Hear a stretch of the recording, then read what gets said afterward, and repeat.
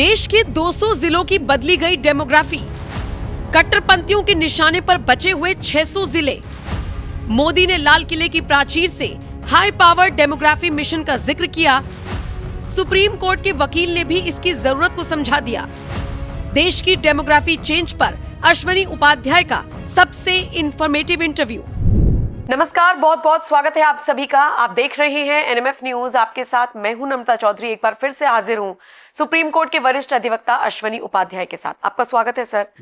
और आज हम चर्चा करेंगे कि देश के कई जिलों की डेमोग्राफी किस तरीके से बदल रही है और देश के प्रधानमंत्री नरेंद्र मोदी ने 15 अगस्त के मौके पर लाल किले की प्राचीर से कैसे कहा कि हाई पावर डेमोग्राफी मिशन पर अब हमें लगना होगा या हम इस पर काम कर रहे हैं। अश्वनी जी, आप और मैं तो कई बार इस पर चर्चा करते हैं। आप बताते हैं कि कैसे 800 जिले हैं और उसमें से कई जिलों की डेमोग्राफी पूरी तरीके से चेंज हो चुकी है।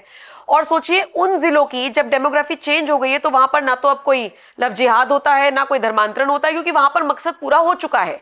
अब बारी है बाकी जिलों की, और शायद इसीलिए अब इन हालातों को गंभीरता से लेते हुए देश के प्रधानमंत्री ने खुद कह दिया कि इस दिशा में हमें काम करना होगा। अश्वनी जी, देखिए, पहली बात तो मैं माननीय प्रधानमंत्री जी को धन्यवाद दूंगा कि उन्होंने 15 अगस्त को लाल किले से इस बात को कहा है। 15 अगस्त के जो भाषण होता है उसका बहुत विशेष महत्व होता है, क्योंकि ये कोई चुनावी रैली का भाषण नहीं होता।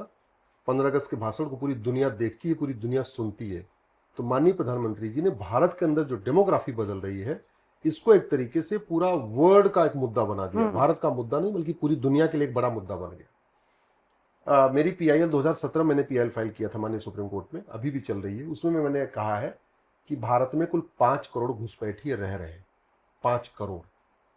पार्लियामेंट में एक बयान हुआ है किरण रिजिजू जी का, उन्होंने कहा था कि 2 करोड़ रह रहे हैं, लेकिन हमारी अपनी कैलकुलेशन 5 करोड़ की है। भारत में कुल 9 राज्यों की डेमोग्राफी तो कंप्लीटली बदल चुकी है। 28 राज्य हैं, 8 केंद्र शासित प्रदेश हैं, उसमें से 9 राज्यों में तो बिल्कुल हिंदू खत्म हो चुके हैं। भारत में कुल 800 जिले हैं। 800 जिलों में से 200 जिलों की डेमोग्राफी बिल्कुल बदल चुकी है। अब 600 बचे हैं, उसी 600 जिले की डेमोग्राफी बदलने की कोशिश की है। भारत में कुल 6000 तहसीलें हैं, उसमें से 1500 तहसीलों की डेमोग्राफी बिल्कुल बदल चुकी है। जो बची हुई 4500 तहसीलें हैं उनकी डेमोग्राफी बदलने की कोशिश की जा रही है।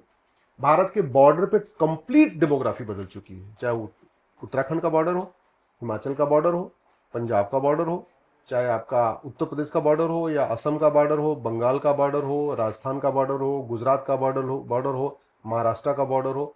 बॉर्डर पे जो 300 तहसीलें हैं उन सभी की 300 तहसीलों की डेमोग्राफी बदल गई है। डेमोग्राफी बदलने के लिए कई कारण हैं, उसमें लव जिहाद भी है, लैंड जिहाद भी है, धर्मांतरण भी है, जनसंख्या जिहाद भी है, लेकिन जो सबसे बड़ा कारण है वो है घुसपैठ जिहाद, इन्फिल्ट्रेशन। इन्फिल्ट्रेशन कहां से हो रहा है? अफगानिस्तान से भी हुआ है भारत में, संख्या उनकी कम है। पाकिस्तान से हुआ है, संख्या उनकी कम है। म्यांमार से कुकी आतंकवादी आए हैं, हालांकि वो कुकी आतंकवादी एक ही प्रदेश में ज्यादा उनका कहर चल रहा है, वो है मणिपुर में। आप सुनते हो ना, मैतेई और कुकी का लगातार चल रहा है। वो यहाँ के नहीं रहने, वो सब वो उधर से शिफ्ट हुए हैं, म्यांमार से शिफ्ट हुए हैं जो कुकी है। म्यांमार से ही रोहिंग्या आए हैं, लेकिन जो सबसे बड़ी संख्या है वो है बांग्लादेशियों की। भारत में ऐसा कोई जिला नहीं है भारत का जहां ये नहीं पहुंच गए हैं, कोई तहसील नहीं है जहां नहीं पहुंच गए हैं। सारे कारोबार करने लग गए हैं, लेबर का काम, मिस्त्री का काम। मैं तो अपने गांव गया था, वहां जो ठेकेदार आया था घर बनाने के लिए, पता चला वो भी बांग्लादेशी है। अच्छा, गाँव के लोग बड़े सीधे साधे होते हैं, इतनी जगह होती हैं, बगीचा होता है, जहाँ गाँव होता है उससे बाहर जमीन होती है, आ गए झुग्गी बना के रह लिया और वहाँ काम मिलने लगता है।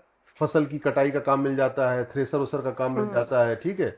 उसके बाद 1-2 गाय रख लिया तो पता दूध निकाल रहे हैं, गांव वाले दूध ही पी रहे हैं। मतलब बांग्लादेशियों ने गांव तबेला खोल लिया है और वो वहां गाय भैंस रख लिए हैं और गांव वाले उनसे दूध निकलवा के पी रहे हैं। घर में काम करने लग गए, शहरों में नहीं, मैं गांव की बात कर रहा हूँ। या नोएडा वेडा में जो सारी बांग्लादेश की लेडीज काम कर रही हैं तो कर ही रही। गांव याद है जब घुसपैठियों के लिए मिशन चलाया गया तो कैसे गुरुग्राम में तो मेड गायब हो गई थी, हेल्पर्स गायब हो गए। और यहाँ तक बार पत्थरबाजी हो गई थी नोएडा में, एक सोसाइटी में।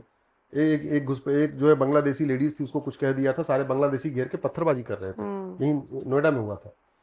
गांव में बाकायदा वो ठेका ले रहे हैं, घरों का ठेका ले लेके घर भी बना रहे हैं, और बनाते बनाते उसके बाद वो क्या कर रहे हैं, 2000 रुपए दे रहे हैं कॉमन सर्विस सेंटर वाले को और वो आधार बनवा ले रहे हैं।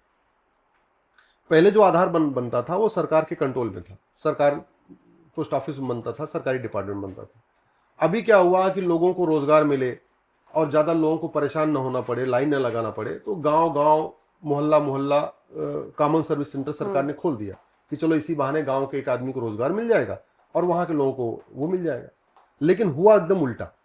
ये कॉमन सर्विस सेंटर खुलवाने के पहले फर्जी आधार बनाना और फर्जी आधार बनवाना गंभीर अपराध है, ऐसा कोई कानून नहीं बनाया। तो वो गांव वाले जो कॉमन सर्विस सेंटर में है या मोहल्ले या शहर में है, वो 2-2 हजार रुपए लेकर आधार बना दे रहे हैं। जैसे ही उनका एक डॉक्यूमेंट बन रहा है वैसे ही वो नगर निगम में जाके दूसरा डॉक्यूमेंट तैयार करवा रहे हैं, बर्थ सर्टिफिकेट बनवा लेते हैं 2000 में। 2 डॉक्यूमेंट हो गया, आरटीओ ऑफिस में दलाल को पकड़ते 3000 रुपए में उनका ड्राइविंग लाइसेंस तैयार हो जा रहा है। 3 डॉक्यूमेंट हो गया, तहसील के दलाल को पकड़ते हैं, 2000 रुपए में उनका राशन कार्ड तैयार हो गया। 4 डॉक्यूमेंट हो गया, फिर जनधन खाता खुलवा लिया। हर महीने किसान सम्मान निधि भी ले रहे हैं क्योंकि उनके पास खेत तो है नहीं, खेत वो तो भूमिहीन हो गए ना, वो गांव के भूमिहीन किसान हो गए। जितना किसान सम्मान निधि जा रही है दिल्ली से, इसमें बहुत बड़ी संख्या में रोहिंग्या बांग्लादेशियों को जा रही है। ये जो मुद्रा लोन जा रहा है इसमें बहुत बड़ी संख्या में रोहिंग्या बांग्लादेशी ले रहे हैं। ये प्रधानमंत्री आवास योजना है, इसमें बहुत बड़ी संख्या में रोहिंग्या बांग्लादेशी भी ले रहे हैं, क्योंकि कई साल से रह रहे हैं, सारे डॉक्यूमेंट्स बनवा रखे हैं, डॉक्यूमेंट 4-5 डॉक्यूमेंट बनवा गए। और उसके बाद जब उनके 5 डॉक्यूमेंट हो गया, फिर वहां वो देखते हैं कि अच्छा इसमें कौन जीतने वाला कौन हारने वाला, जो हारने वाला होता है पकड़ लेते हैं, उसको पकड़ते हैं। देखो भैया तुम प्रधान, हमारे पास ये 20 वोट है, हमारे पास 30 वोट है, हमारा तुम वोटर आईडी में नाम जुड़वा दो, हम तुम्हें वोट दे देंगे, तुम तो प्रधान बन जाओगे। अब वो इसलिए जुड़वा देता क्योंकि प्रधान बनते ही फॉर्च्यूनर आ जाएगी। सही बात। अभी वो बाइक से घूम रहा है, प्रधान बन जाएगा, पार्षद बन जाएगा, तो उसकी स्कॉर्पियो, फॉर्च्यूनर, बोलेरो सब आ जाएगी।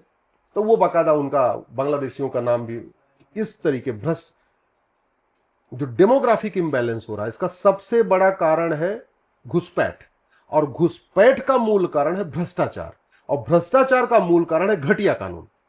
ये जो हमारा, जब तक थाना हमारा भ्रष्टाचार का अड्डा बना हुआ है, जब तक हमारा तहसील दलाली का अड्डा बना हुआ है, जब तक हमारा ब्लॉक भ्रष्टाचार का अड्डा बना हुआ है, तब तक घुसपैठ नहीं रोक सकते।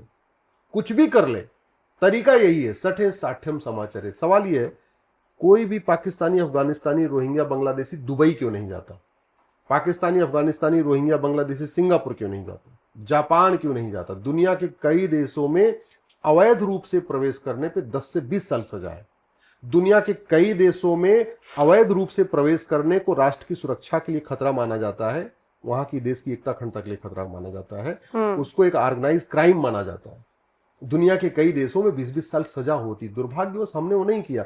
इसलिए मैं कहता हूं, भारत में अगर इतनी घुसपैठ हो रही है, उसका जो सबसे बड़ा कारण ये है, हमारा कानून, ये फॉरेनर एक्ट 1946 वाला चल रहा था, हालांकि अभी तो बदला गया है, लेकिन अभी भी वो खौफ पैदा करने वाला कानून नहीं है। ये 1946 घटिया कानून था जिसकी वजह से 5 करोड़ घुसपैठिए आ गए, और 5 करोड़ घुसपैठियों के साथ उनके परिवार भी तो हो परिवार भी आ गए। दूसरा, हमारे पास ये देखिए, ये नेशनल सिक्योरिटी एक्ट है, एनएसए, ठीक है, नाम क्या है? राष्ट्रीय सुरक्षा कानून। सब हमारे राष्ट्र की सुरक्षा के लिए सबसे बड़ा खतरा क्या है? घुसपैठ। लेकिन इसमें हमने कहीं एक शब्द लिखा नहीं कि घुसपैठ राष्ट्र की सुरक्षा के लिए खतरा है, तो पुलिस घुसपैठियों और उनके मददगारों पर एनएसए लगाती नहीं। हमारे पास एक कानून है, अनलॉफुल एक्टिविटी एक्ट, ठीक है। घुसपैठ अपने आप में अनलॉफुल एक्टिविटी है, बिल्कुल। घुसपैठियों की मदद करना भी अनलॉफुल एक्टिविटी है। लेकिन हमने इस यूएपीए अनलॉफुल एक्टिविटी में कहीं लिखा नहीं कि इनफिल्ट्रेशन अनलॉफुल एक्टिविटी है, तो पुलिस लगाती नहीं, और लगा देगी तो कोर्ट उसको मानेगी नहीं। क्यों? क्योंकि हमने इस यूएपीए में कहीं लिखा नहीं कि इनफिल्ट्रेशन इज अनलॉफुल एक्टिविटी। ऐसे ही हमारे पास ये भारतीय न्याय संहिता में सेक्शन 111 है, ये ऑर्गेनाइज क्राइम है। घुसपैठ अपने आप में ऑर्गेनाइज क्राइम है। बॉर्डर पे 2000 दे के आते हैं, अंदर आते हैं, बाकायदा 2-2 हजार रुपए में सारे कागज बनवाते हैं, सब कुछ प्लान है, ऑर्गेनाइज है। लेकिन आज तक किसी घुसपैठिए और न घुसपैठिए के मददगार के खिलाफ बीएनएस की सेक्शन 111 लगाया नहीं गया। क्यों? क्योंकि सेक्शन 11 में चोरी डकैती को तो ऑर्गेनाइज क्राइम लिखा हुआ है, लेकिन घुसपैठ को हमने ऑर्गेनाइज क्राइम लिखा नहीं। जब तक इस सेक्शन 111 में ये नहीं लिखा जाएगा कि इनफिल्ट्रेशन जब तक शब्द नहीं जोड़ेंगे तब तक पुलिस लगाएगी नहीं। लगाएगी तो कोर्ट नहीं मानेगी। कोर्ट कैसे मानेगी? बोले कहाँ लिखाओ, कौन सा कानून लिखा ऑर्गेनाइज क्राइम। भारत की देश की एकता संप्रभुता के लिए सबसे बड़ा खतरा है घुसपैठ, और जो हमारे संप्रभुता के लिए खतरा है, एकता अखंडता के लिए खतरा है, उसके लिए सेक्शन 152 है। लेकिन सेक्शन 152 जो बीएनएस है उसमें हमने कहीं लिखा ही नहीं कि इनफिल्ट्रेशन हमारी संप्रभुता, हमारी एकता अखंडता के लिए खतरा है। तो पुलिस चाह के भी लगा नहीं सकती, और लगाएगी तो कोर्ट नहीं मानेगी। ऐसे ही एक सेक्शन है भारत इसमें बीएनएस में वेजिंग वॉर। ये जो घुसपैठ हो रही है ये अपने आप में इनडायरेक्ट वॉर है। किसी भी देश पे कब्जा करने, जैसे मान लीजिए ये रूस और ये लड़ रहे हैं यूक्रेन, तो क्यों लड़ रहा है यूक्रेन? रूस क्या चाहता है? हम यूक्रेन पे कब्जा कर लें, उनकी जमीन पे कब्जा कर लें, उनके रिसोर्सेज पे कब्जा कर रहे हैं। और घुसपैठिए जो आ रहे हैं वो क्या कर रहे हैं? हमारी जमीन पे कब्जा कर रहे हैं, हमारे रिसोर्सेज पे कब्जा कर रहे हैं। तरीके तो अलग अलग है। वो बम के जरिए यूक्रेन पे कब्जा करना चाह रहे हैं और बांग्लादेशी घुसपैठ करके हमारे देश पे कब्जा करना चाह रहे हैं। तरीका वही है अल्टीमेटली। तो ये जो घुसपैठ है ये अपने आप में वेजिंग वॉर है। वेजिंग वॉर के लिए धारा भी है लेकिन वो लग नहीं रही। घुसपैठ करना और घुसपैठियों की मदद करना ये देशद्रोह होना चाहिए। देशद्रोह की धारा है लेकिन उसमें हमने लिखा नहीं कि इन्फिल्ट्रेशन देशद्रोह है और घुसपैठियों की मदद करना देशद्रोह है। तो आज तक सब आधार भी बनवा रहे हैं, राशन कार्ड भी बनवा रहे हैं, ड्राइविंग लाइसेंस भी बनवा रहे हैं, वोटर आईडी भी बनवा रहे हैं, बर्थ सर्टिफिकेट भी बनवा रहे हैं। न किसी घुसपैठिए के खिलाफ एनएसए लग रहा है, यूएपीए लग रहा है, वेजिंग वॉर लग रहा है, देशद्रोह लग रहा है, गैंगस्टर लग रहा है। न घुसपैठियों के जो मददगार भारत में बैठे हैं, चाहे वो दलाल हैं, चाहे वो नेता हैं, चाहे वो घूसखोर कर्मचारी हैं, जो भी हैं, न उनके खिलाफ किसी के एनएसए, यूएपीए, वेजिंग वॉर, देशद्रोह लग रहा है। मैं गारंटी के साथ कहता हूं भारत के 90% घुसपैठी अपने आप भाग जाएंगे। एनआरसी करने की जरूरत ही नहीं पड़ेगी। केवल इतना किया जाए, हर जिले में 2-4 घुसपैठियों को पकड़ा जाए, उनका narco polygraph brain mapping test करें, टेस्ट करके उनसे पूछ लें तुम्हारा आधार किसने बनवाया, राशन कार्ड किसने बनवाया, डॉक्यूमेंट किसने, और जिनका वो नाम ले रहा है उनको पकड़ के उनका भी टेस्ट कर लें, उनसे भी कंफर्म हाँ भाई तूने इसका बनाया, वो कहेगा हाँ जी बनाया। और ऐसे लोगों की प्रॉपर्टी जब्त करें, इनकी नागरिकता खत्म करें, इनके ऊपर देशद्रोह लगा के, वेजिंग वॉर लगा के इनको 10-20 साल के लिए जेल में डालें। ये सारे भगदड़ मच जाएगी, अपने आप भाग जाएंगे।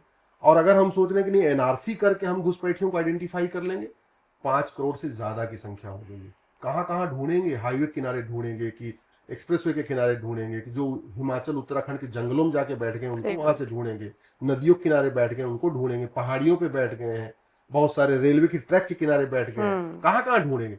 तरीका यही है, खौफ पैदा किया जाए।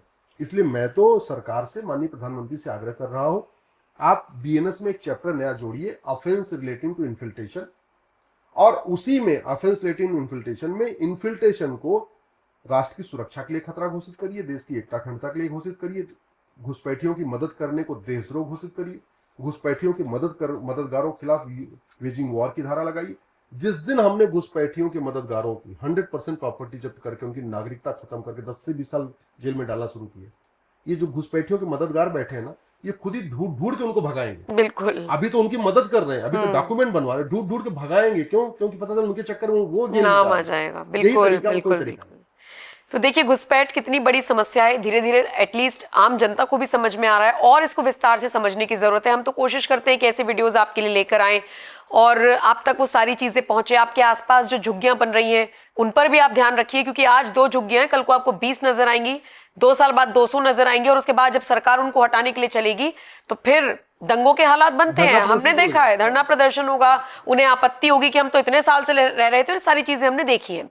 बहरहाल ये चर्चा आपको कैसी लगी आप हमें कमेंट सेक्शन में जरूर बताइएगा। ज्यादा से ज्यादा इस वीडियो को शेयर कीजिएगा, और कोई ऐसा मुद्दा जिसका सरोकार सीधा आपसे हो और आप चाहते हो कि मैं जवाब लूं सुप्रीम कोर्ट के अधिवक्ता से, तो आप मुझे कमेंट सेक्शन में वो सवाल छोड़कर जा सकते हैं। बहुत बहुत शुक्रिया सर, और आपका भी इस वीडियो को देखने के लिए बहुत बहुत धन्यवाद।